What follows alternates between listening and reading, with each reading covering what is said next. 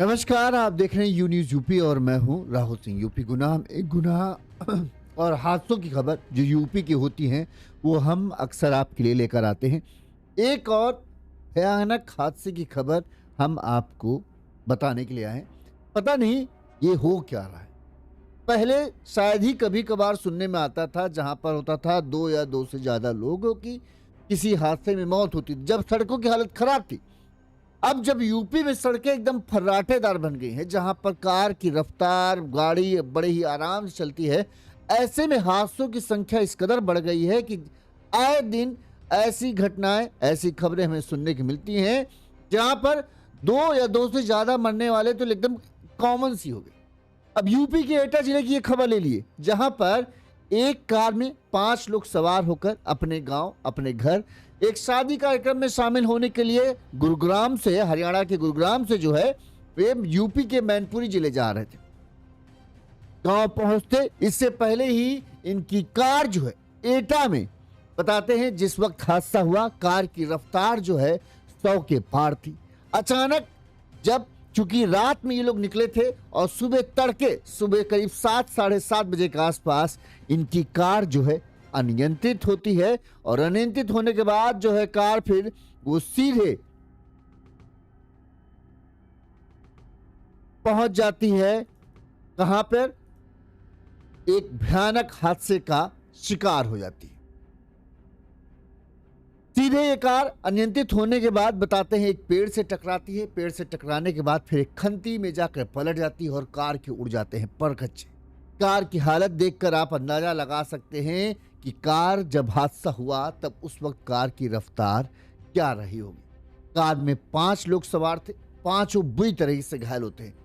हादसे की आवाज सुनकर जो आसपास लोग मौजूद थे वो किसी तरह से वहां पहुंचते हैं।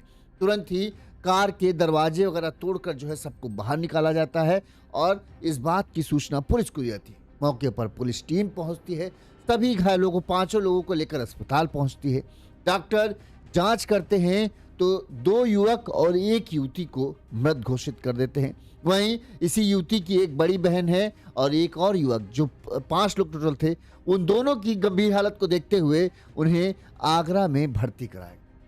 वहीं इस हादसे की खबर जब इनके गांव मैनपुरी पहुंचती है तो वहां चीख पुकार मच जाती है। सब बेहद खुश थे क्योंकि वहां शादी होने वाली थी और ये सब भी एक शादी कार्यक्रम में शामिल होने के लिए ही अपने अपने काम से, जो हरियाणा के गुरुग्राम में काम कर रहे थे, वहां से छुट्टी लेकर जो है गांव वापस आ रहे थे कि शादी के कार्यक्रम में शामिल होंगे। कुछ दिन जो है ऑफिस की थकान, काम को भूल कर जो है थोड़ा सा हंसी खुशी के अपनों के साथ पल गुजारेंगे। लेकिन उन्हें नहीं पता था कि उनकी ये यात्रा जो है उनकी अंतिम यात्रा बन जाए। एक दर्दनाक हादसे ने कहें एक झटके में सब कुछ उजाड़ दिया। और हादसे की वजह क्या? वही एक बार फिर से रफ्तार का शौक और अचानक आई एक झपकी ने सब कुछ उजाड़ कर रख दिया। इस हादसे को बारे में हम आपको विस्तार से बताते हैं ताकि पूरा घटनाक्रम आपको समझ में आ जाए कि आखिर पूरा माजरा हुआ क्या, कैसे एक्सीडेंट हुआ और इस हादसे के बाद जो मृतक के परिजन हैं उनकी क्या हालत है, उनकी क्या कंडीशन है, उनके ऊपर क्या बीत रही है, ये आप समझ पाए। सबसे पहले हम विस्तार से पूरी खबर बताइए। लोग कहाँ से आ रहे थे, कहाँ को जा रहे थे, कैसे ये हादसा हुआ, ये सब हम आपको बताते हैं।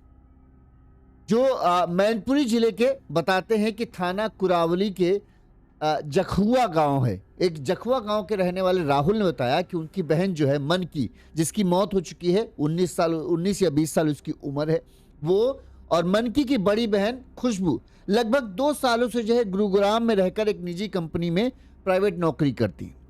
दोनों ममेरे भाई कृष्ण निवासी विजयदेपुर अलीगंज एटा के साथ जो है वह, जो एटा के रहने वाले हैं, कृष्ण ममेरे भाई हैं इनके, कृष्णा, उनके साथ ही यहाँ पर जो है गुरुग्राम में रहती थी। 13 फरवरी को कृष्णा की बहन विनीता की शादी है। शादी में शामिल होने के लिए दोनों बहनें अलीगंज आने के लिए टैक्सी तलाश रही थी। इसी बीच भिवानी हरियाणा में रह रहे टैक्सी चालक सुमित से इनकी बातचीत होती है। अब कैसे होती है ये पता नहीं, बताते हैं सब आपस में रिश्तेदार थे, इसी वजह उनकी बातचीत होती है। इनसे ये बताते हैं कि भाई हम लोग वहाँ घर जाने की सोच रहे हैं लेकिन कोई साधन नहीं मिल पा रहा।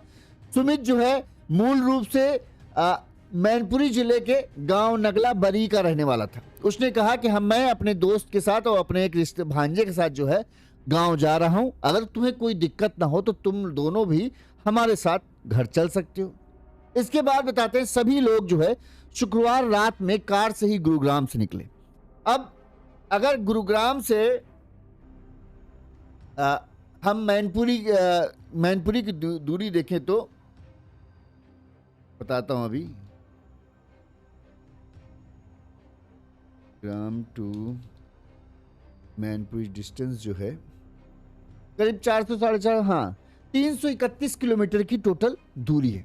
अब आप समझ सकते हैं शुक्रवार की रात में ये लोग निकले हैं, करीब वही 11-12 बजे के आसपास यहाँ से निकले कि रास्ता साफ है, बढ़िया एक्सप्रेसवे से दाबते हुए चले जाएंगे और आराम से फिर अपना सुबह तो जो तड़के होगा 8 बजे तक सब लोग अपने अपने घर पहुंच जाएंगे। इसी तैयारी के साथ, इसी उम्मीद के साथ ये सब एक कार से 5 लोग निकले।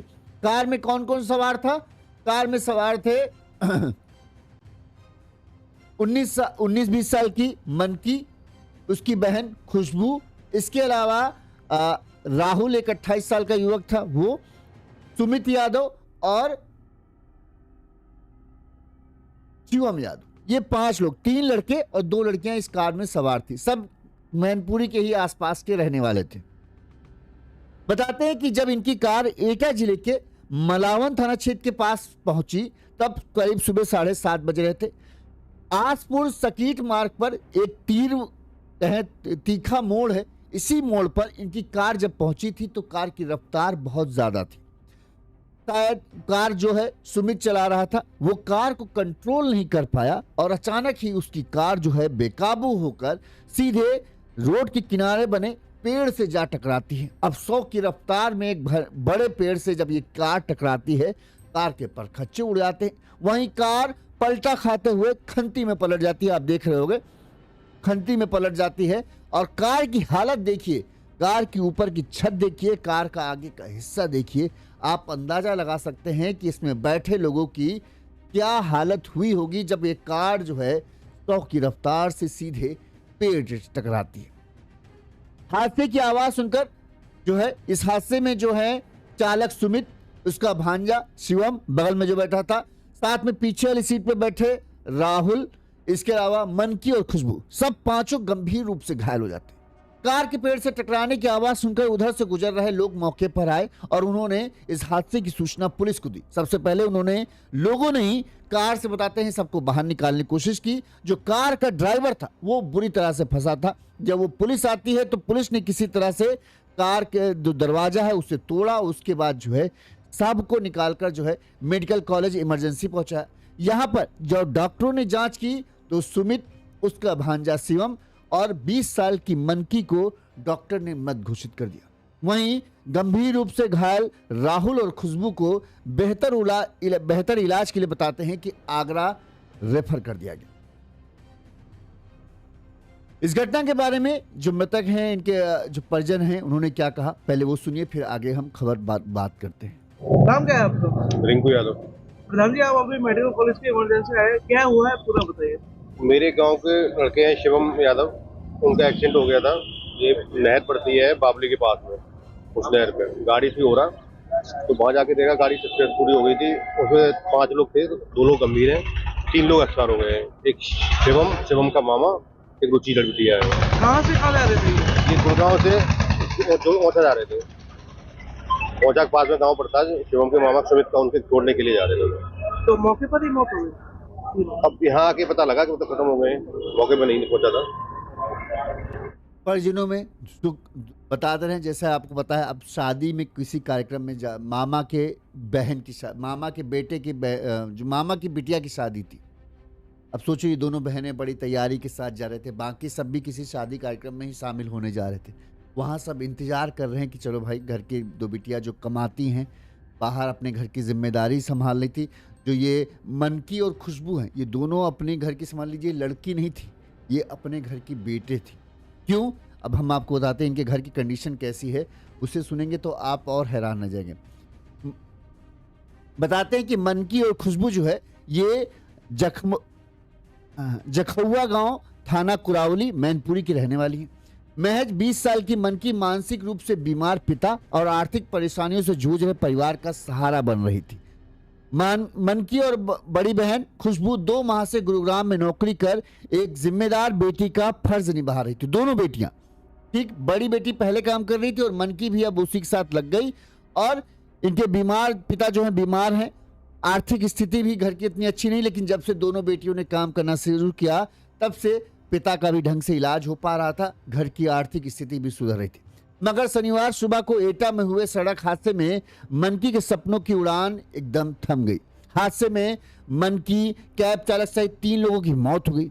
बड़ी बहन खुशबू अस्पताल में जिंदगी और मौत की जंग लड़ रही है। हादसे में मनकी और खुशबू की गंभीर हालत ने परिवार को तोड़ कर रख दिया। मनकी की तो मौत ही हो गई, खुशबू जो है वो अभी उसका कुछ भरोसा नहीं, क्या स्थिति है अभी डॉक्टर चेक कर रहे हैं, खतरे से बाहर है कि नहीं अभी वो बाद में पता चलेगा। लेकिन जिन बेटियों के सहारे अब परिवार था कि ये हमारी बेटियां नहीं हमारे बेटे हैं, उन बेटियों के एक बेटी तो चली गई, एक बेटी जिंदगी और मौत की जंग लड़ रही। अब सोचिए उस परिवार पर अचानक से जहां अभी कुछ ही खुशियों के दिन आए नसीबी हुए थे, वहां एक बार फिर से मुसीबतों ने अपना डेरा डाल लिया है। वहीं जो इस हादसे में जान गंवाने वाला जो शिवम है, वो बताते 3 बहनों में अकेला था। उसकी मौत की सूचना मिलने के बाद घर में कोहराम मच गया है।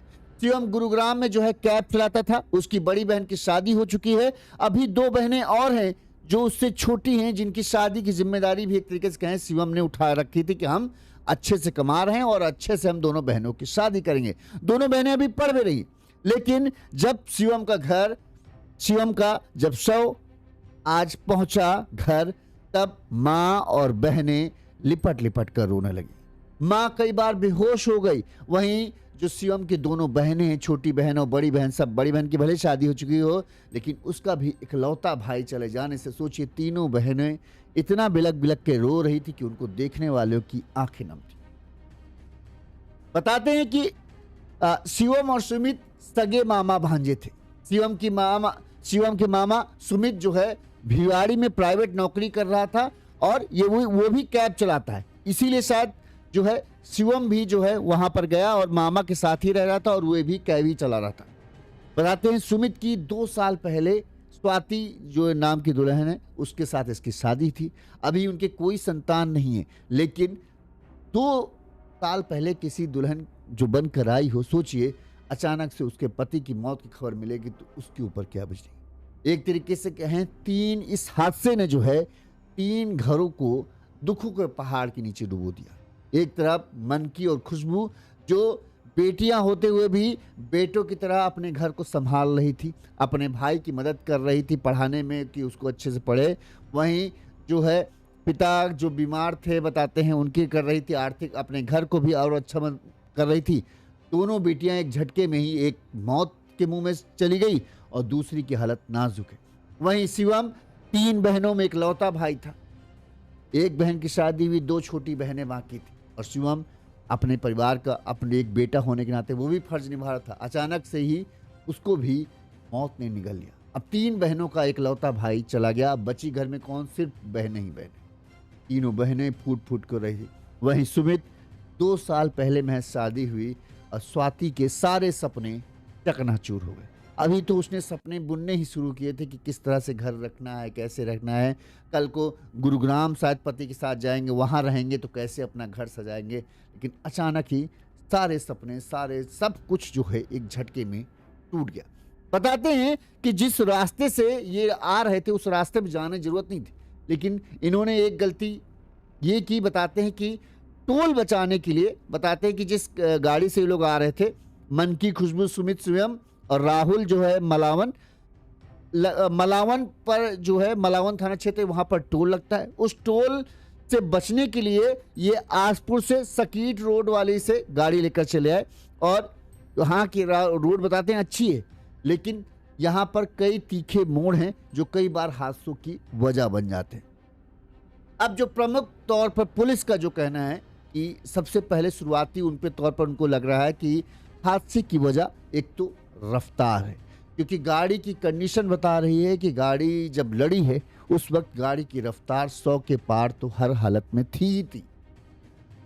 ऊपर से चूंकि रात से सुमित जो है गाड़ी ड्राइव करके ला रहा था, ऐसे में संभावना ये भी जताई जा रही कि अचानक से इसको झपकी आई जिसकी वजह से गाड़ी अनियंत्रित हुई और उसके बाद फिर ये भयानक हादसे का शिकार देखने को।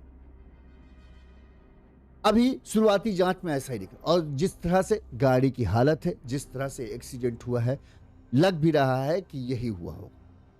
गाड़ी की रफ्तार, चूंकि हमने आजकल कहा पहले होता था सड़क खराब होते थे तो लोग 60-70 स्पीड भी चलते थे तो उनको लगता था बहुत तेज चल रहे हैं।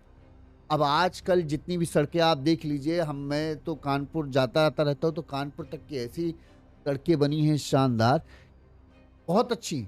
लेकिन दिक्कत उनमें क्या है कि उनमें रफ्तार का अंदाजा आपको नहीं लग पाता। अगर आप अपनी गाड़ी का मीटर नहीं देखेंगे तो आपको पता ही नहीं चल पाएगा कि आपकी गाड़ी की असल रफ्तार क्या है।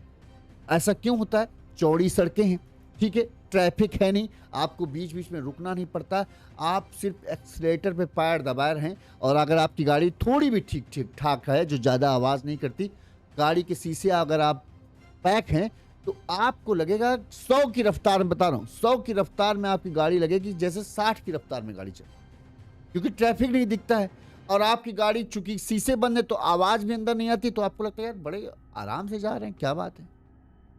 जब आप शीशे खोलते हैं तब आपको एहसास होता है भाई साहब बहुत तेज चला रहा हूँ, या फिर आप मीटर देखते हैं तब लगता है कि यार 100 की रफ्तार से गाड़ी चल रही। तो अच्छी सड़कें हैं तो रफ्तार तो गाड़ियों को मिली है। जहां पहले जो दिल्ली से कानपुर पहुंचने में 12 से 13 घंटे लग जाते थे, अब बता रहे हैं कि 5 घंटे में भी, जिसकी गाड़ी फॉर्च्यूनर है, स्कॉर्पियो है, वो तो 5 या 4.5 घंटे में कानपुर जाके खड़े हो जाते हैं। दिल्ली से चलते हैं 4.5 घंटे में वो कानपुर खड़े होते हैं। जिसकी नॉर्मल गाड़ी है वो भी 6 घंटे में जाकर हर हालत में कानपुर पहुंच जाता है, इतनी अच्छी रास्ता है। लेकिन इन अच्छी रास्ताओं का नुकसान यही है कि हम रफ्तार बेकाबू हो जाते। जब एक्सप्रेसवे में आप जो आगरा लखनऊ एक्सप्रेसवे है, इस पर जो मैक्सिमम स्पीड है 120 की, 120 की रफ्तार से अगर आप जाएंगे ना, आप देखोगे बहुत, आप 120 की रफ्तार से चले होंगे फिर भी बहुत सारी गाड़ियां आपको ओवरटेक करते हुए निकल जाएंगी। सोचिए जब आप 120 से चल रहे हो और वो गाड़ी आपको ओवरटेक कर रही होगी तो आप वो गाड़ी कितनी ठोगी। क्योंकि अच्छी रास्ता है, यही वजह है कि लोग, ब्रेकर कोई है नहीं, बस एक्सीलेटर पे पैर दबाए हैं, बढ़िया गाड़ी है। अब यही गाड़ी हुंडई की थी, ठीक है, ताबे चली जा रही है, 150 की स्पीड में गाड़ी चल रही, शीशे चढ़े हुए हैं, गाना अंदर बज रहा है, पता ही नहीं चल रहा कि स्पीड क्या है। उनको लग रहा है अरे बहुत आराम से गाड़ी मक्खन चल रही है, क्या फ़र्क पड़ रहा है 150 चल रही हो या 50 चल रही हो, गाड़ी तो बड़ी स्मूथ चल रही है। और उसी में हादसे होते हैं कि अगर एक छोटा सा आपसे चूक हुई तो वहाँ संभलने का मौका नहीं। स्पीड में गाड़ी चलाने के यही नुकसान है कि अगर छोटी सी भी चूक हो गई, आपके पास संभलने का 1 सेकंड भी नहीं होता और बस उस कंडीशन में जब हादसा होगा तो जैसी गाड़ी की हालत ये है वैसी ही आपको मिले। अब जो गाड़ी की हालत ये दिखा रही है, गाड़ी 100 के ऊपर 100% थी गाड़ी। अब ये रात में निकले हैं 12 बजे के आसपास, सोचिए 350 किलोमीटर का करीब मैनपुरी का सफ़र है। अगर ये लोग 12-1 बजे निकले होंगे, बीच में कहीं रुके होंगे, इसके बाद फिर इन्होंने मैनपुरी वाला रूट पकड़ा होगा और ये होगा कि अब सुबह है, थोड़ी देर में पहुंच जाएंगे। गाड़ी एकदम, क्योंकि खाली रास्ता, कहीं कोई रोकने टोकने वाला है नहीं, बस एक्सीलेटर दबाए हुए जा रही। अचानक से, जैसा कि हम बोलते हैं अमूमन, रात के 3 बजे से सुबह 7 बजे के बीच अगर आप गाड़ी चला रहे हैं तो कोई भी अच्छे से अच्छा ड्राइवर गारंटी के साथ है कि उसको झपकी एक बार ना आए, ऐसा हो नहीं सकता। जो समझदार ड्राइवर होते हैं, जैसे ही झपकी उनको लगने लगता है कि जब, आपको ऐसा नहीं कि पता नहीं चलता, आपको पता चलता है कि झपकी आ रही। लेकिन आप, कुछ लोग होते हैं जो समझदार ड्राइवर हो, जिनको अनुभवी ड्राइवर होते हैं, उनको लगने का हाँ यार झपका रही, वो तुरंत गाड़ी को किनारे करके कहीं जहाँ पर चाय पानी मिल सकता हो, गाड़ी अच्छे से पार्क हो जाए, सेफ सुरक्षित रहे, वहाँ गाड़ी लगा देंगे, चाय वाय पियेंगे, आधा 1 घंटा वो गुजारेंगे। ताकि उनकी आंखों को एक रिफ्रेशमेंट मिल जाए, माइंड फिर से एक्टिव हो जाए और वो आगे आगे सफर तय कर सके। भले ही तो 50 किलोमीटर बाकी हो, लेकिन अगर जैसे ही उसको झपकी आने लगेगा, एक समझदार ड्राइवर तुरंत गाड़ी रोक लेता है, जो अनुभवी है, जो कई कई सालों से गाड़ी चला रहा है। लेकिन जो आजकल के युवा होते हैं, जो जिद में होते हैं, अरे यार 50 किलोमीटर ही बना, झपकी आ रही है, लेकिन अरे 50 किलोमीटर बना, जिस हिसाब से हम चल रहे हैं 100 की रफ्तार से चल रहे हैं, आधे घंटे में भी 50 किलोमीटर तय कर देंगे, घर पहुंच जाओ, आराम से सो। यही फैसला गलत हो जाता है, यही फैसला जान जोखिम में पड़ जाता है, और इसकी वजह से होता है बड़ा हादसा। और फिर इस तरह के हमें देखने पड़ते हैं, जहां पर मैनपुरी जिले के, एक ही बताते हैं, ये सब एक राहुल को छोड़ दे तो बाकी सब एक ही गांव के हैं। और सुमित, शिवम, मनकी और खुशबू, सुमित, शिवम, मनकी, इन तीनों की मौत हो गई। खुशबू और राहुल जो है अभी जिंदगी और मौत की जंग लड़ रहे हैं। इनके परिवार वालों का रो रो कर बुरा हाल है। भगवान से प्रार्थना कर रहे हैं कम से कम ये दोनों तो बच जाए, पर भगवान जाने क्या होगा। लेकिन एक बार फिर से इस तरह के हादसे उन सभी लोगों के लिए सबक है जो गाड़ी चलाते हैं, जो गाड़ी लंबे सफ़र करते हैं, कि भाई जिंदगी है तो सब कुछ रहेगा। थोड़ा देर पहुंच जाओगे वो ठीक है, वो चल जाएगा, लेकिन जल्दबाजी के चक्कर में कहीं पहुंचने की जगह कहीं और पहुंच जाओगे तो क्या करोगे। तुम्हें तो जो हुआ सो हुआ, लेकिन तुम्हारे भरोसे कई लोग ऐसे बैठे होंगे जिनकी जिंदगी जीते जी नरक बन जाए। आराम से चलो, रफ्तार अच्छा लगता है कि हम जहां 6 घंटे में पहुंचने वाले थे वहां 4 घंटे में पहुंच जाएंगे, जहां 5 घंटे लगने थे वहां 2 ही घंटे पहुंचे। लेकिन रफ्तार की एक यही खामी है कि अगर एक छोटी सी चूक हुई तो वहां संभलने का मौका नहीं है। अगर आप एक लिमिट हिसाब में चलेंगे तो आपके संभलने के मौके रहेंगे और बचने के चांसेस बढ़ जाते हैं। और आजकल तो पता नहीं हादसे क्या हो रहे हैं कि कहीं जहां देखो हर 3 लोग मर गए, 4 लोग मर गए, 5 लोग मर गए, और हर जगह यही वजह, क्योंकि गाड़ी की रफ्तार बहुत ज़्यादा है। जितनी अच्छी रास्ता उतनी ज़्यादा रफ्तार और उतना ही ज़्यादा जान का जोखिम। इस खबर पर आपकी क्या राय है, हमें कमेंट करके जरूर बताइएगा। इसी तरह से तमाम बड़ी खबरें हम आप तक पहुंचाते रहेंगे। देखते रहिए यूनिज़ यूपी। नमस्कार।